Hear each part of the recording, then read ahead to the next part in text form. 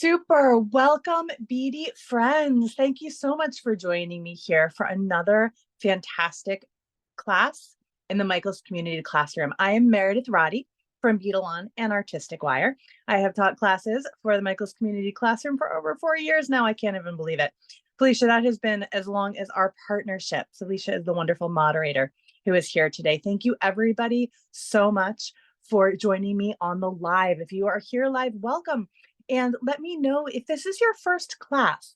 I would like to welcome you. We've been doing this for quite a while, but there are always new friends to welcome into our Beady community. So please let me know if you are a new person here, and please feel free, everyone who is watching live, to drop some questions into the comments. Let me know there's something that I wasn't quite as clear as I could be on. Today's class, we are going to be learning how to design with the Beadboard, and we're going to be making a purse charm. The fun thing about this project is that, yes, certainly I made this as a purse charm, but the techniques that we learn today are going to be techniques that will translate and transfer to all different facets of jewelry making. We're going to be learning basic stringing. We're going to be going over crimping.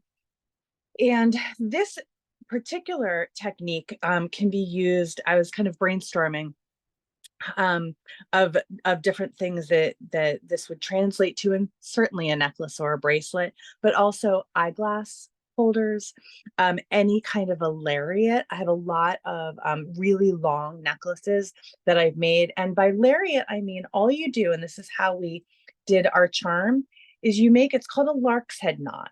So you come here and you just pull those 2 strands right here, and then anything that you want, whether it's your bag, whether it's maybe from off of your belt, I don't know, lots of different ideas for how to attach this. Or of course, instead of just making it loose on the end like I have, you can add a clasp, and then maybe this becomes a wrap bracelet, right? Mine's a little long for 2 and a little short for 3, but definitely can adjust the length there. But I really like the idea of this guy being an eyeglass charm, or an eyeglass holder. That's one of the things my glasses that I wear in the office have the a holder on it, and I really, really like that. Hi, Debbie, and welcome. Okay, as you can see, it is a work from home day. I am in the home office, and we are ready to get started. So we're talking about designing with a beadboard, and this is what a beadboard is. It is, I'm gonna put my camera back a little ways and see some of the mess behind the curtain, right? This is what a beadboard is. They are usually located on what we in the industry call the base stack of the Michaels store. In my Michaels, it's right by where the tools are, kind of on the lower part of the display. And they have a couple of different sizes of beadboards. There's a bracelet beadboard. There are all kinds of different ones, but this is generally the board in the size that people tend to start with.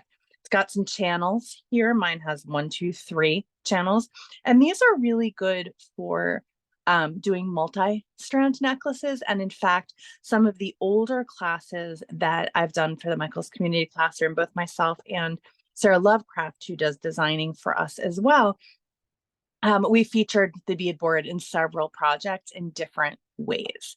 But today what I wanted to do, and you can see I have a great big old bead mess here. I took a ton of different 6mm beads. I have some 8mm, and I think it's just 6, 8, and some 10.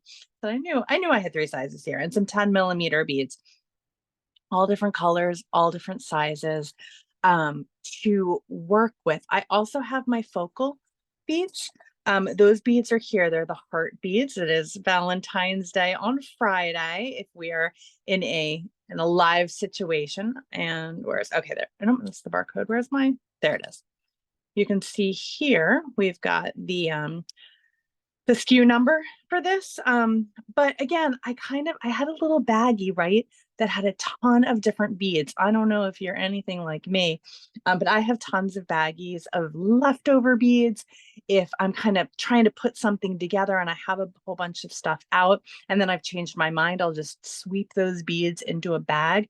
I really like this project and some of the things that we're going to be talking about today as ways of using those beads up. Sure, we love buying new beads, right? But sometimes in order to buy new beads, we have to clear out some of the old beads that are in our stash. And this is one of my favorite ways of doing this kind of, or at least the designing that I'm going to be doing today. And we'll talk about that a little bit in a second.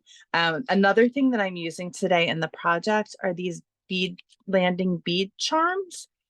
The part number for those are here as well. And the instructions for the class have these particular items because they were kind of the things that drew all of my design together. The third item are these. They are called, hold on, let me get the right name up here. We've got, they're rainbow faceted dyed quartz round beads. They're 8mm. Unfortunately, I no longer have the tag for those guys, but that's what I'm using to bring my design together. So you'll see that even though we've got a lot of different beads happening here in this design, that rainbow faceted, those rainbow faceted beads are what brings it together.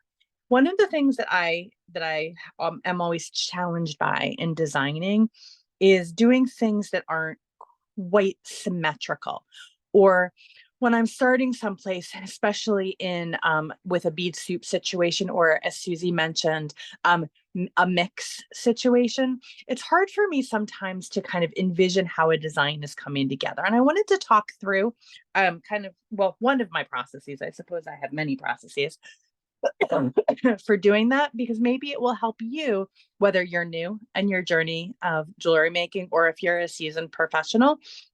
I know a lot of familiar names are here in the group with me today. And it's always interesting, I think, to hear how different designers design. And when I talk to my designer friends, or I watch a YouTube video or a class on the Michael's Community Classroom YouTube channel, it's always, I always gather something, a little snippet, a little something that helps me decide how I want to, maybe try something new. See if there is something that I can learn from another designer. What I'm doing here while I'm kind of talking it out is I'm using the tools of my Beadboard. Okay, I'm just gonna put this down just a little bit so that we can see what's going on. Adjust my light a little bit too, but that's a little bit better. So I know, and let's just use for argument's sake that I'm going to be doing a 16-inch necklace. That's kind of a traditional kind of standard length for a necklace, give or take. And I'm doing that for a couple of reasons, mostly just to be able to keep my design in a space that we can all see, and something that makes sense for designing in an hour's worth of class today. So I have markings here on my Beadboard, right? I've got, well, we can see them. I'm now here up to the 8 and the 8, right? And that's going to give me about a 16-inch necklace. A couple of things that I want to just point out and consider right off the bat is in that 16-inch necklace, I also have to account for my clasp. And I also have to, in this case, account for these dangles, right? This kind of section here with my big heart, and the way that I finished this with a couple of beads here and my dangle. So if you're thinking about making your necklace or your piece a specific length, there is a little bit of math involved. It's easy math, but it's still things that need to be accounted for and remembered. Oftentimes, or sometimes, maybe in the olden days, I wouldn't necessarily either account for that space or leave enough room for that space. So, sometimes you have to take things apart and zhuzh them or redo them. And I don't know about you guys, but that has always been one of my biggest challenges in jewelry making, is taking things apart. I've been a lot better over the years about it. But so we're thinking about, with all of these different beads, all of this different mishmash, what's going to make this a cohesive design?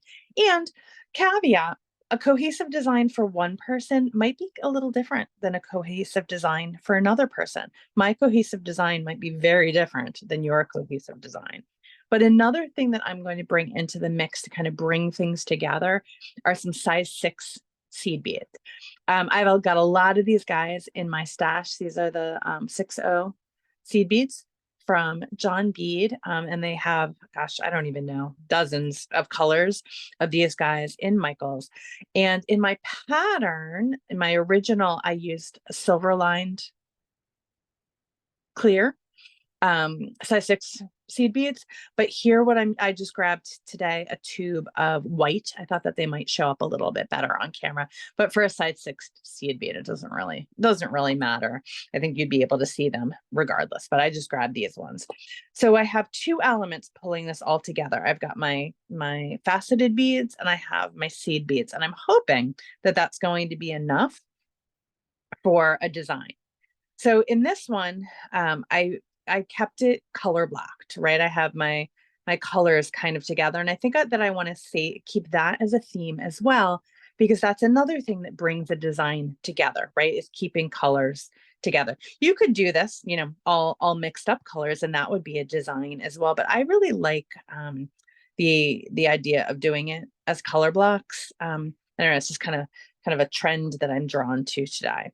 So now that I have my beads fairly equally or equidistant from each other, I can start doing my design, right? I can start thinking about how I want to fill this stuff in with the beads from my bead soup mix. So what I would do next is just kind of grab like colors, because again, we're doing a color block. I did not plan this out to make sure that all of the colors were like that I had, purple and yellow and like all the different colors in here, because that's not always the case. So I'm going to go with what I can do first, and fingers crossed that I at least have 3 of each of them. That was a lucky one that I could find the 3 of the yellows. Let's see, what else do I have in here? I've got some pinks. I'm not sure that I love this super light pink for this one, but let's just see what happens here.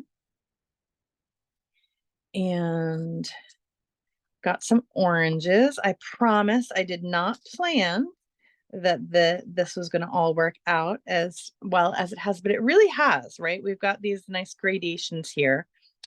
Let's see, green, we've got a couple of different options in here for green. I've got kind of this dark speckled green, with a little bit of an outlier, but I also have this lighter green, but I'm not sure that I love that lighter green as much. I think I'm going to stick with a darker speckled green. Let's see, I'm going to bring that down real close so we can see. And that's what's great about a bead board also, is because you can just kind of, oh, I don't know, maybe I do like that lighter speckled green. I think that that'll bring a really interesting different texture into my project as well. So I think actually I'm going to keep that lighter speckled green. Okay,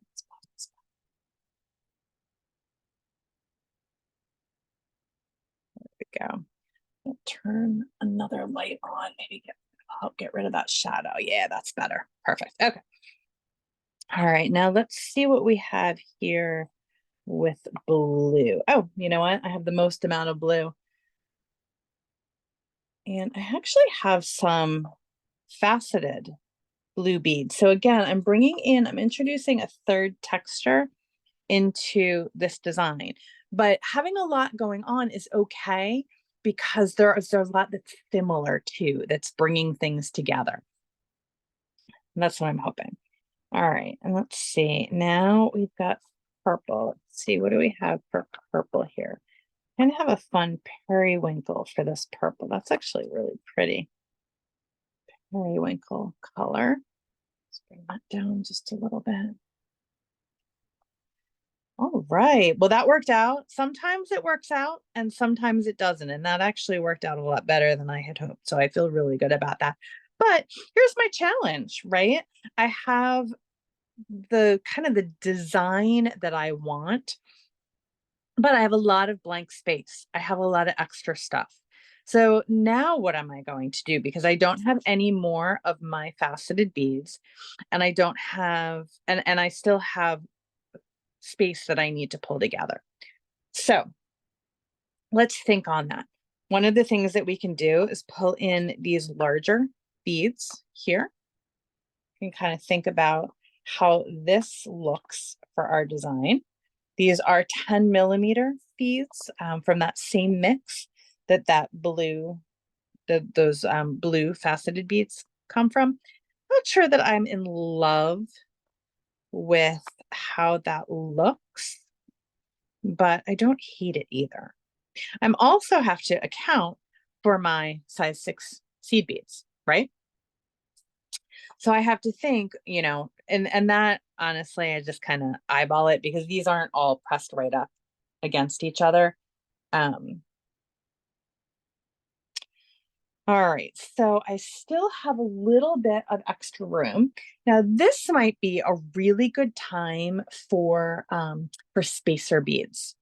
And I am lamenting the fact that I have at the office a great big bag of Michael's spacer beads that would be perfect for this project. But I do have over here in the home office, I have a little tub of Rondell. I wasn't planning on bringing that much sparkle and bling to this project, but I think it might call for it. I don't know. I had a great night's sleep last night and I'm feeling a little sparkly. So I think I might just see what this does. Susie is asking for me to be a little bit more clear about the inner and outer numbers on the beadboard. I am more than happy to do that.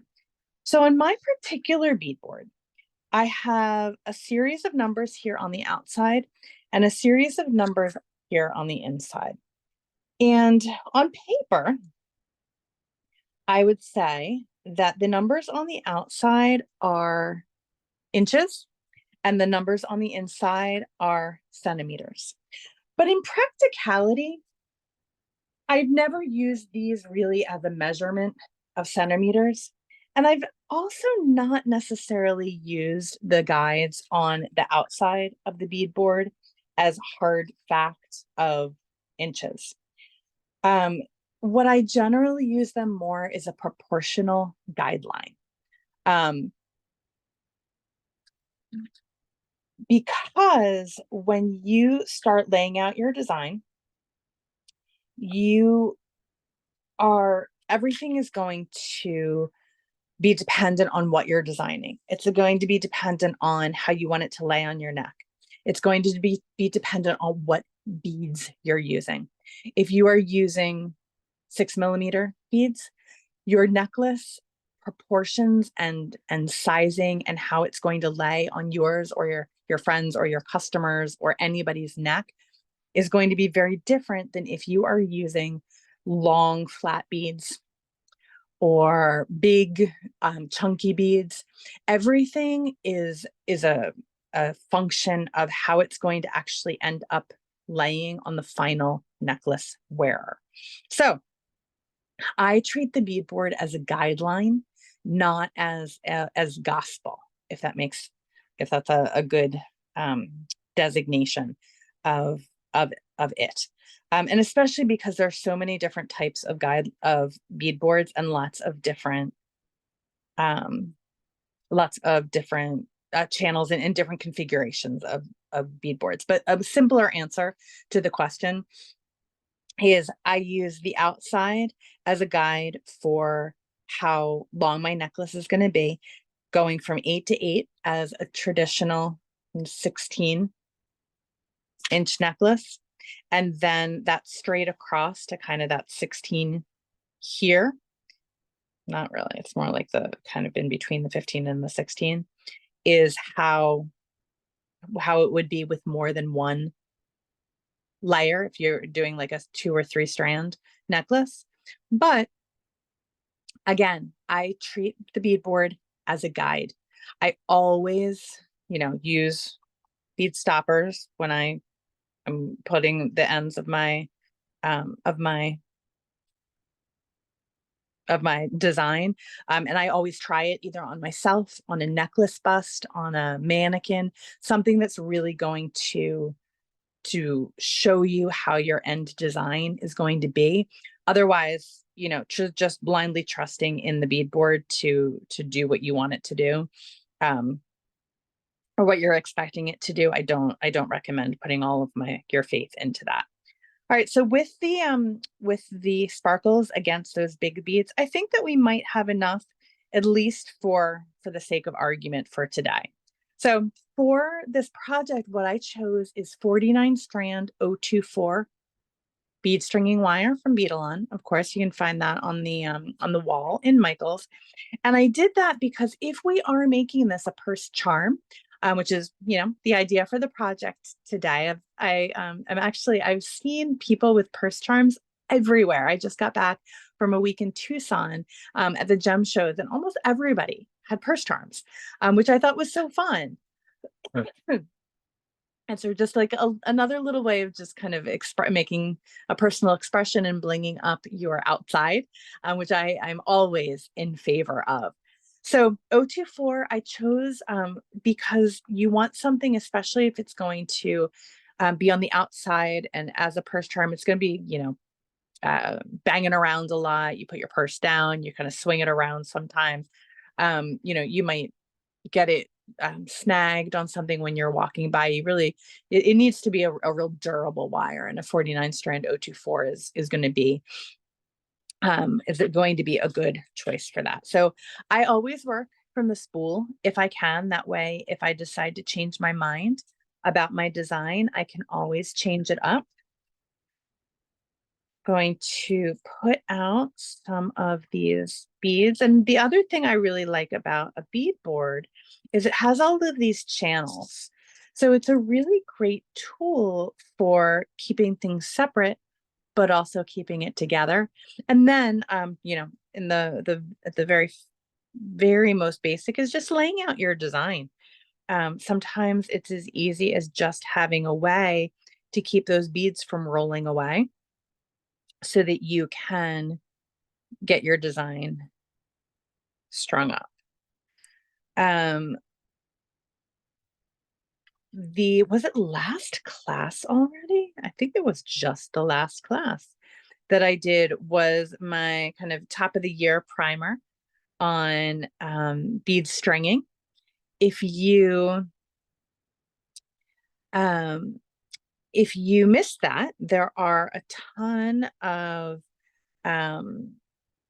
videos to go back and watch on the Michael's YouTube channel. I'm just making sure that my pattern is all correct.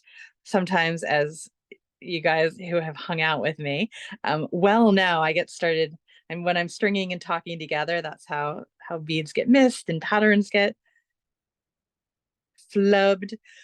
You can tell I just got back from being away, since I've got this cough again. Yes, and there are also, so this class that I always recommend, that seems to be a very popular fan favorite, is the 5 things you should never do when making strung jewelry. That has everything soup to nuts, top to bottom, that you could possibly want to see. All of the things that you shouldn't do, all of the kind of mistakes that people often make. But they're things, if you don't know, they're honest mistakes.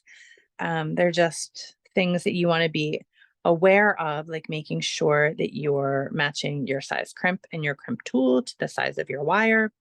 Excuse me, choosing the right size of beading wire. What are the other things that we go over there? There are lots of things to do wrong, but then of course, once you know the basics and the basic rules for jewelry construction, then sky's the limit.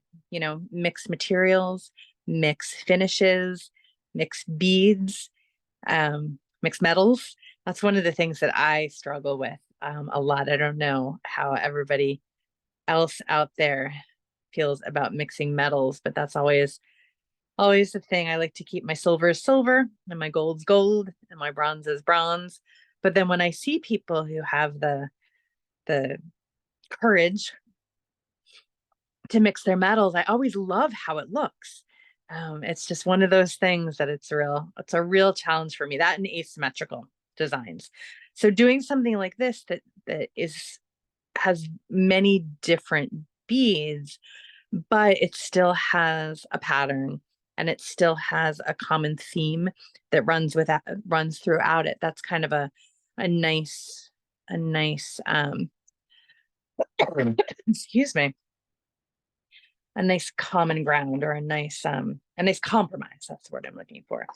And looks like I have knocked some of my beads off, so I certainly don't want to do that.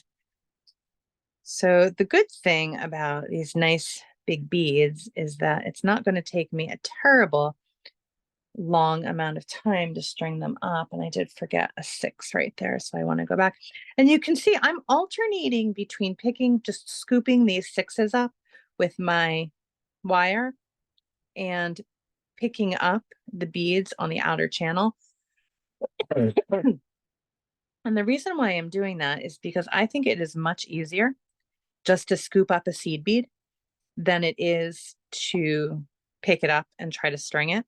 I do a lot of seed bead weaving and a lot of working with seed beads. They're my favorite, except for opals. Oh no, I just dropped that bead and I need it. Oh, luckily I can see it. Didn't have to bring you guys down the floor of my work space underneath my desk is not a pretty sight. There's probably as many beads down there as there are here on the bead board. True confessions. Another true confession is I'm not sure I'm in love with excuse me, how these white beads are being used as spacers. I think using those silver lined or even a kind of a different finish, I think I would go back if I were designing this again and maybe reconsider that choice. I don't know. Maybe it's not the end of the world. It's just kind of not as pleasing to my eye as I thought it was going to be. But you know what? We live and we learn, and that's the thing. And that's why it's great to work off the spool, because I haven't wasted any wire, right? If I want to redo it, I just, pull everything off the wire and use my bead board to lay everything back out again. You can see I'm getting ahead of myself. Did I forget? Oh, I see what I did. You guys usually call me out when I picked up the wrong bead. I didn't see any comments that I grabbed the wrong one.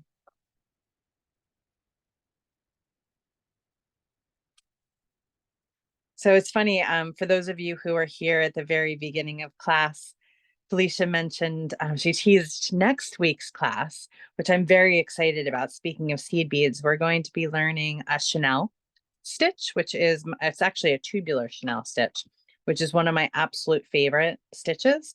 When it's flat, I find it a little challenging. The turn that you have to do in order to reposition your thread at the end of the row, it always trips me up. It's the type of stitch that I learn it, I master it, I make a bracelet, I move on to the next thing, and then I have to relearn it again the next time that I make something.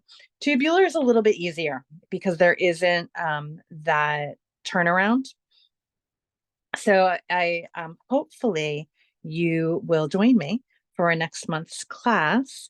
We're also going to be talking about the different stringing materials that are on the wall at Michael's and what you would use those stringing materials for. So if you are watching this on the replay, obviously, please scroll to the next class and check that one out as well.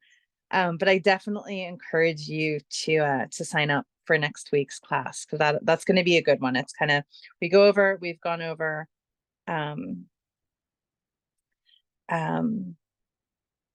bead stringing wire in a week.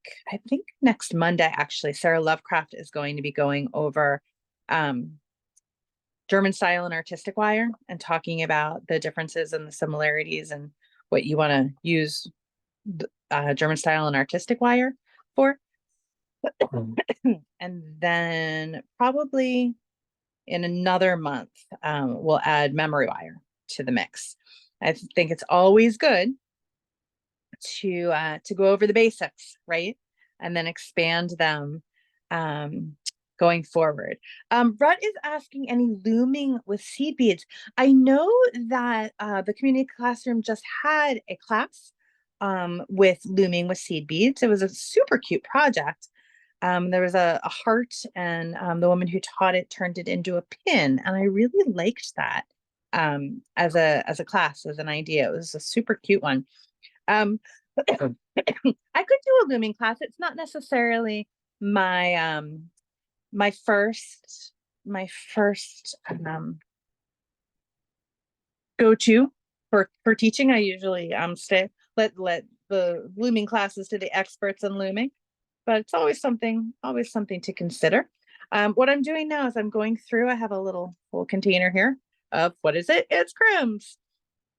And I am pulling out a size 2 crimp tube. I have a little thing, and actually I don't even need to do that because I have they're all loose, but you know what, I'll just, for the sake of it, because I'm going to show people, if you have these guys, how to open this. I'm so sorry about this cough. It's something that happens to me when I go away, or if I get cold, or I don't know. It's who I am. So we're going to go ahead and add this ending right now. So this technique, for those of you who are new, is how to crimp, right? We're going to do how to crimp or finish really any jewelry, whether or not you add a clasp, whether or not you leave it as just a loop like we're going to be doing today, whether or not you add something afterwards. Crimping and the technique of crimping is always the same. So if you have these little containers of crimp tubes, and you can get those on michaels.com, I'm just using my chain nose pliers and I'm prying the top off. One of the questions, we don't get it quite as much anymore, but I have gotten questions on how to get this darn top off, because if you don't have nails, or even if you do have nails, I think it's really hard. It's really hard for people to get these off unless you know this little trick, which is just to use the chain nose pliers, boop, and then it's really easy. All right, so I took 2 out, and let's just go ahead and crimp, right? So I'm going to add a crimp tube, and then I'm going to add this great big honkin', and of course, I kind of planned this for it being almost Valentine's Day. These really, really pretty heart beads. I've had these for, gosh, probably a couple of years now, and never quite had the right project for them, but I really like it for this project. And I'm going to go down from top to bottom because I want my heart to be facing down, right? I've got the heart facing down so that the dangle and the heart are in the same direction. Just one of those things to be aware of when you're designing. And then another crimp, or another size 6 seed bead. And then actually, I'm going to do something a little bit different. I'm going to add my crimp tube, and I'm going to add another seed bead. So this is an old technique that I used to do a lot, so that my crimp wasn't actually right at the end. And you'll see, oh, you know what? I added another bead here too. So I'm going to go ahead and do that because I liked that as an idea of having another bead here. So let's see, what shall I pick? I think I'm going to pick, there's that really pretty, it's like a tiger's eye bead. I don't know if you can see the chatoyancy on that, but it doesn't quite go with what I'm trying to do here. So maybe I'll just do another one of these kind of purplish beads here to kind of keep the theme coming down. All right, so I'm going to go one seed bead. I'm going to go one purplish bead. I'm going to do one seed bead, and then I was going to say I've lost my crimp tube, but it's over here. And another seed bead. And because I am just going to add my dangle do here on the bottom of it, I am going to make a loop. I'm going to come back through. This is where we like to come down nice and close here. I'm going to come through this seed bead. I'm going to come through that crimp tube. And I like to pull through about an inch or so. And if you bear with me for one moment, I'm just going to move all of this aside. So a little bit better to have a nice clean background. Put this down. Got a lot of beads on it. And I can just see that going everywhere, right? I know you were all thinking it too. That beadboard is going over. Okay, that's a little bit better. Now we can see what's going on. All right, so I have my wire, and my wire is going back through that seed bead and back through that crimp tube. Okay, and now I just need to tighten everything down. This size 6 seed bead shouldn't go anywhere, and if it does, it's not the end of the world, but I don't think it's going to.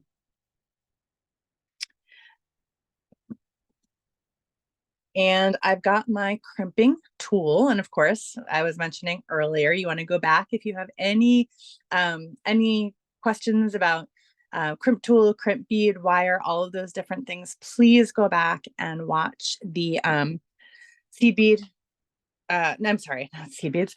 The everything that or 5 things you shouldn't do when making beaded jewelry. I'm pretty sure that's what it's called. Or any of the other crimping and wire videos that I have done. But Crimp Tool has 2 channels. There is the top that has a nice smooth round part, and the back that has a little dimple in it. Okay, we can see that. And the steps are 1 in the front, 2 to the back, 3 back to the front. Okay. So first things first, I've got my wire here. I'm holding my wire to make sure that it's not crossed. I've got a nice loop here just because it's a nice looking loop, right? If I had a clasp in here, I might do that loop just a little bit smaller. But here, since I am using it as almost as a design element, right? In my piece today, I'm going to leave it about that size. And then I'm going to come in here in the very, very front of my pliers. Felicia, thank you so much for posting that link for me. I appreciate it. And I'm going to gently compress. And that turns my crimp into an oval. Okay. And now I'm going to come in the back. And I'm going to very gently, again, crimping is a slow process. You can see I'm not even really slowing this down. This is about how slowly I crimp. I'm going to come back here and I'm going to turn that oval into a taco, okay, or a jelly bean. And then I'm going to come back here in the front and I'm going to take that jelly bean and I'm going to put it up and down against those pliers and I'm going to compress. And then I'm going to go around and around and around and make sure that that crimp is nice and rounded. Okay. And it's going to have a nice seam in the front and a nice smooth in the back. Okay. I tend to generally go with crimp tubes. It's just kind of, you can see my uh, crimp, my crimp box is all crimp tubes. Oops. Sorry, I'm getting a call from my son. I'm just going to text him very quickly. This is the wonder of modern technology, right? I'm in the middle of the class, but oops, and you know what? Got a little, gotta bump that back and switch that around again and just say, come home if you want to. Teaching Michael's class. Oh my goodness. Okay. But it was a good stopping point because we have got our nice crimp and now we have to go do that on the other end. So I'm just going to tuck that wire right underneath, a little tuck here. And then I'm going to tuck the wire in. And again, it's about, I don't know, an inch to an inch and a half of wire here. There's, if it's a little bit less or a little bit more, that's fine. It doesn't have to be precise. And then I'm going to make sure that I tighten everything up. And you can see also how, I don't know, I like how that looks with the crimp tube in between those two beads rather than it being on the end. It doesn't really matter. It's just something to consider for your designs. And actually, now that I'm looking at this, I'm kind of digging the way that this turned out. Might have to turn this into something. All right, so now I'm going to leave about 4 or so inches, 4 or 5 inches. It's always good to have a little bit of extra, especially if you're not that strong of a crimper. Sometimes if you're playing wire chicken and you want to go with just like a little bit of wire, it just becomes fiddly. And I don't know, I don't like having not enough wire at the end. I have to pick my bead tray back up because I need to grab one more of the heart beads, 2 more of my size 6 beads, and then I'm going to grab, just to kind of keep the theme going, another one of those rose quartz beads.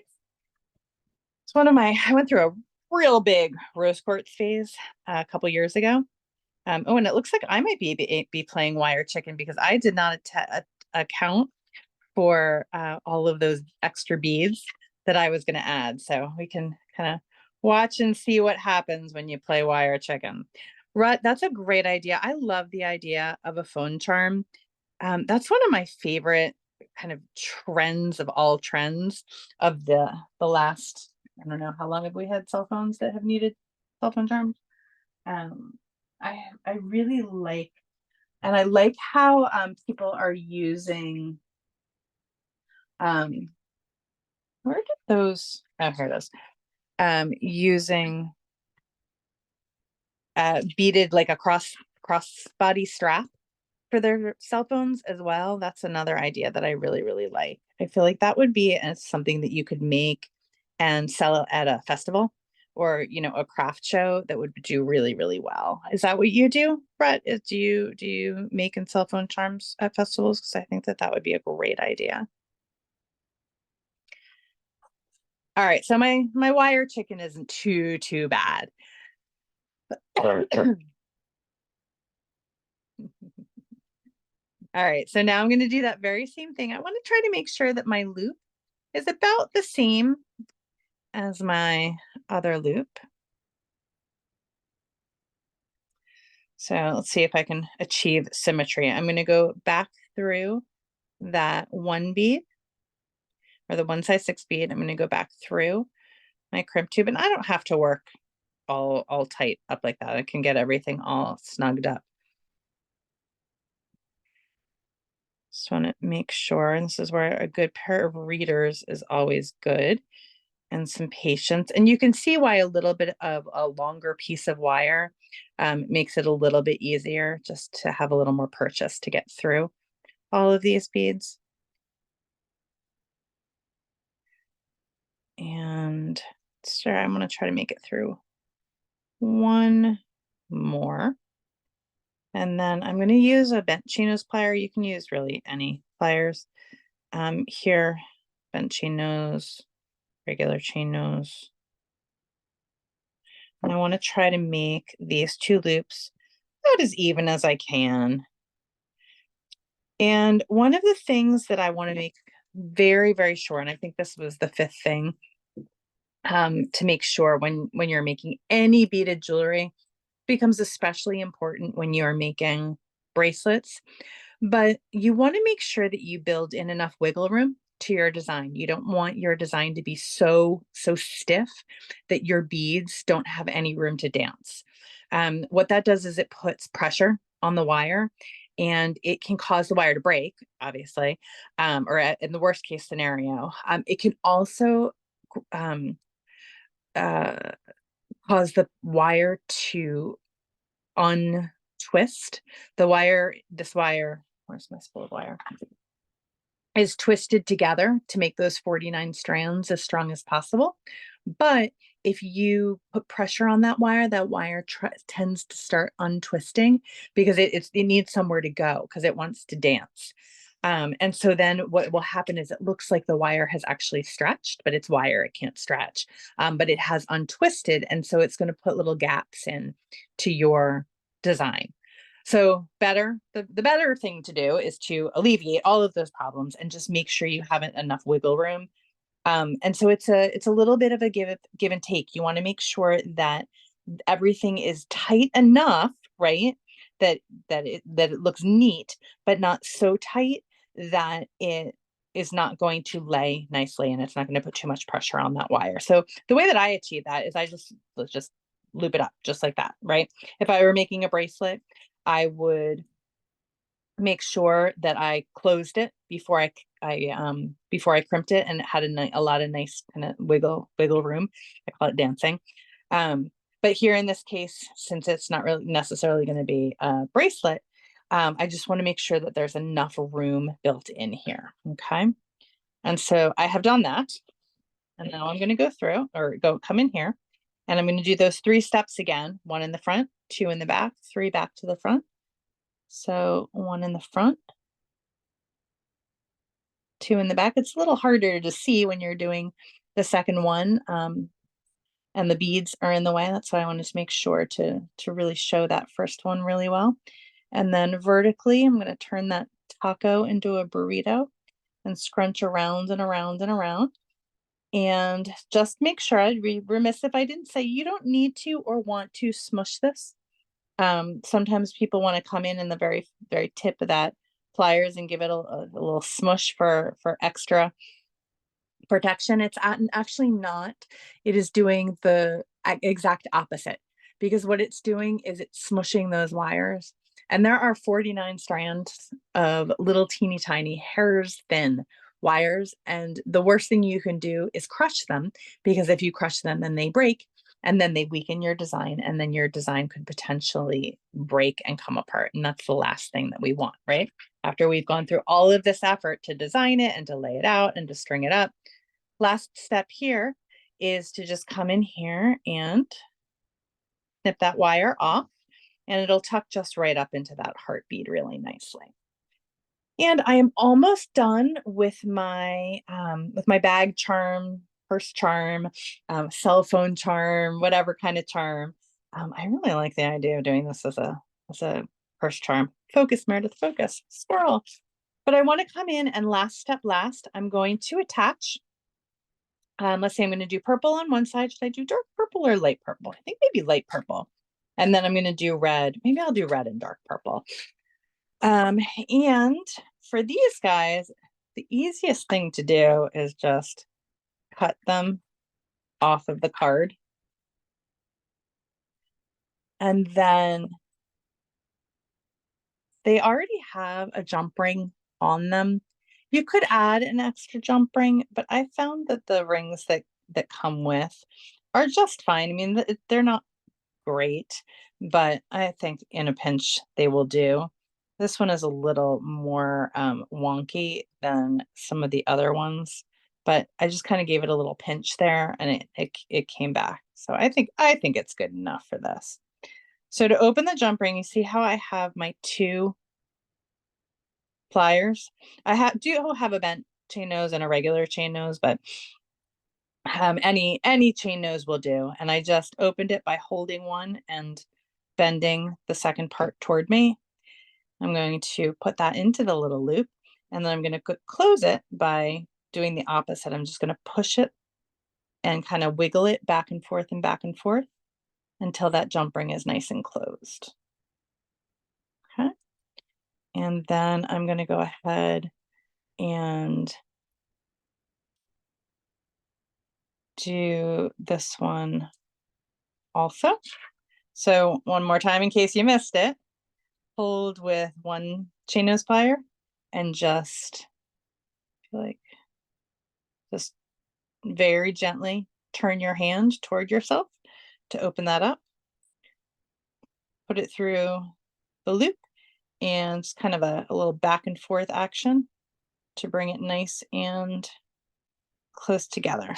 A little wiggle action there. And I don't know if anybody noticed, but I put the purple on the pink and the red on the purple, but I kind of like it. I might leave it. We'll see. I did the exact same thing over here. So maybe I did it on purpose. I don't know. You see I did the pink on the blue over here and the blue on the pink. So maybe that was meant to be for the design. Just to kind of give a little wink and a nod at the very end. And so then I've got 2 different versions now of cell phone holders, purse charms.